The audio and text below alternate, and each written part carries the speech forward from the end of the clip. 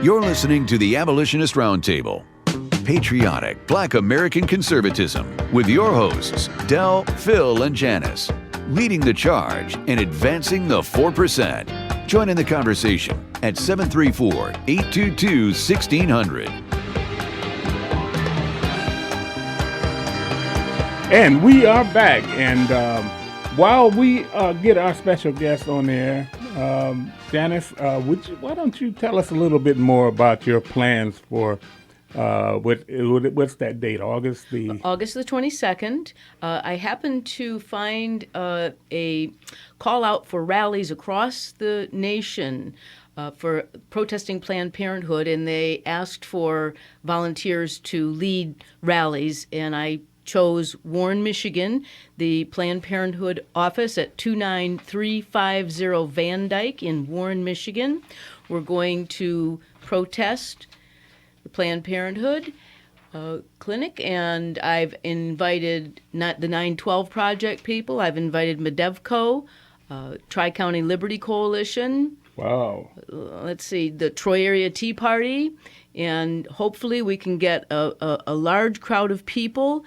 I would encourage anyone that is interested in attending this rally with us and helping us find speakers, or just driving people there, getting people to the location at the time that it's scheduled for. It's 9 a.m. to 11 a.m., and this is going to take place across the country. There's a lot of different states that have rallies planned. In fact, now in Michigan, there's 4 of them planned, one in Ferndale, one in Grand Rapids, one in Warren that we're planning, and one in Wyoming. Now, I was this week recently elected as a board member for Michigan Conservative Union, and I'm very, very pleased and honored to be a part of that organization that's been in existence for decades. This is Norm Hughes' group, and basically he was in the Reagan administration, so this Michigan Conservative Union has a long history of standing up for conservative, Republican, limited government kind of principles, biblically based principles, and the group is supporting this effort. So basically, we're going to do this under the banner of Michigan Conservative Union, and I'm looking forward to getting a lot of people there at the rally. Well, and if anyone has any questions, they can contact me through my website, janicedaniels.com. See, I told Michael that he had his work clothes on in that photo that I saw in the magazine. So it's time for us as citizens to put our work clothes on and put our hard hats on and go to work. We have got to take this country by the collar and shake it back into some kind of a system of law. This is the most lawless point in history. In the history of this country. Well, again, I have long said there's a pendulum that swings left and right and left and right, and it really would be so nice if we as a people could get to a center point where the pendulum isn't swinging too far one way or the other. But we have gone left for so long now that I think that we have reached the apex. I think that we have reached the point where the people realize how destructive and evil, and I have to use that word evil. It is. This is evil. This is the face of evil, and how we could have let this go on, because quite frankly, when we allowed abortion to become a part of our culture, what did we think was happening to these babies? What did we think was happening to this fetal tissue?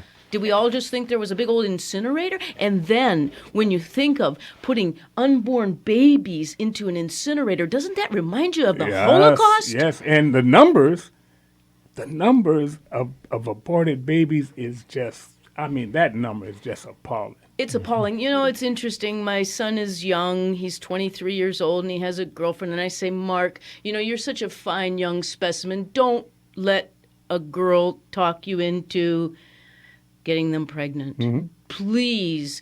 I would love if I could convince him not to have relations outside of marriage, but the culture is so poisoned.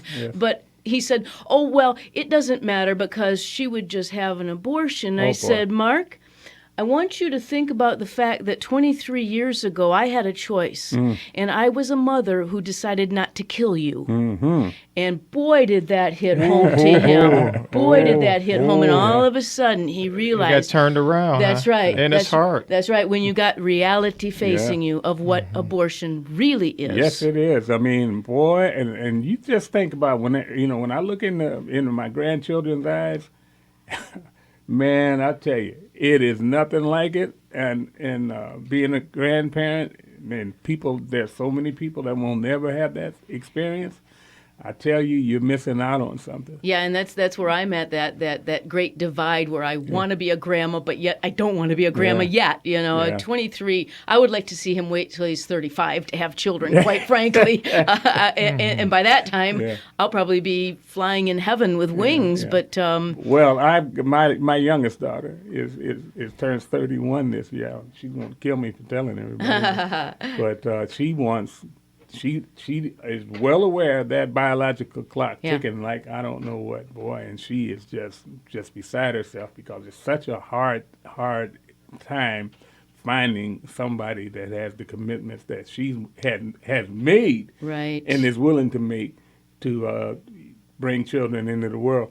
And the thing is that this country is to the point now where we're allowing all of these immigrants to come in illegally into the country. Right. And the dominant political party at the time, it's their idea to bring as many people in as they can. They believe that they are going to save the country because this country is in a basket case financially. Right. I mean, and we need people to take up and pay for Social Security and for all of these social programs that we're lavishing on people that just absolutely have no business sitting down. Anytime you're 20, 25 years old and you're sitting down looking for a check or looking for somebody to take care of you or take care of part of your responsibilities, then hey, you got a real problem. And that's where the country is. We've aborted so many babies that we are a country in decline population-wise. And then that article that you sent to us, Phil, about that Detroit City Council woman proposing ID for homeless. Yes. And now, what are we doing? Again, we're going to destroy our form of government if we give voting rights to people who don't understand the nature of Judeo-Christian, biblically based government. That's right. We have on our hotline a very special guest. It's Dr. Monica Miller, and she is, as far as I'm concerned, the first lady in Michigan as in this trying to put a plug in this abortion culture that we have. And it is just an honor to have her on the line. It's a culture of murder. Yes, it is. Yeah. And so we're going to get right to it. Good morning, Dr. Miller. Great. It's so wonderful to be with you. Thanks for having me on. Well, you are more than welcome. And I just want to say that I've been in the trenches with you, and and as a matter of fact, at University of Michigan, right here in Ann Arbor. So right. It was about 5 years ago. We visited Obama when he gave the commencement speech at the University of Michigan. We had a very, very good turnout. Yes, we did. That picket. Yeah, it was raining too. Cats and dogs, pitchforks and sledgehammers. It was coming down. Well, I wanted to just get your take on this because you were very instrumental in getting a change, at least in the way that these clinics processed the aftermath of their grisly business when they were throwing the remains of these oh boy. They were throwing them out in the garbage. Right. In this the was dumpsters. Something that we discovered back in 2008. that an abortion clinic in Lathrop Village that was then at that time owned by Alberto Hodari, who has since retired.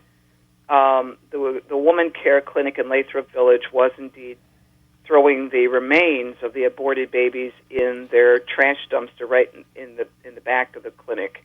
Now that clinic is now owned by Jacob Kalo, but it's under an emergency shutdown by the Attorney General's office for failing to pass 5 of the surveys from the office, the Lansing office that investigates abortion clinics to make sure that they're complying with the new regulations and so on. As a matter of fact, that clinic, I should also mention, it's called, I think, the Women's Center Medical Clinic, but I still call it Woman Care. But it's under, as I said, under an emergency shutdown right now. It's been closed since December, but there's a hearing at the Attorney General's office on August 10th, so that's kind of coming up, to determine the future of the Woman Care Clinic, and so people can really start to pray that the Attorney General's office, under the Bill Schuette's authority, will see fit to keep that clinic closed on a permanent basis. That would be a great victory. Now, was there a legislation put forward? Yes, legislation has been passed by the Michigan legislature. At least it's something of a corrective. It's not an ultimate corrective, but abortion clinics in Michigan cannot throw the bodies of aborted babies into the trash dumpster. They have to contract with a medical waste company, or if they want, which I don't know if they, I have to admit, I'm not sure that they have to do this, but there may be a provision in the bill that they had to contract with a funeral home for the disposal of the bodies. But I think a lot of those bodies still wind up, no matter what happens, they wind up in the trash somewhere. Okay, whether they're being burnt with medical waste or whatever, that's still a mistreatment of the bodies of the babies. But in any case, there's a new law that they can't just willy-nilly throw them in the trash right there outside their clinics.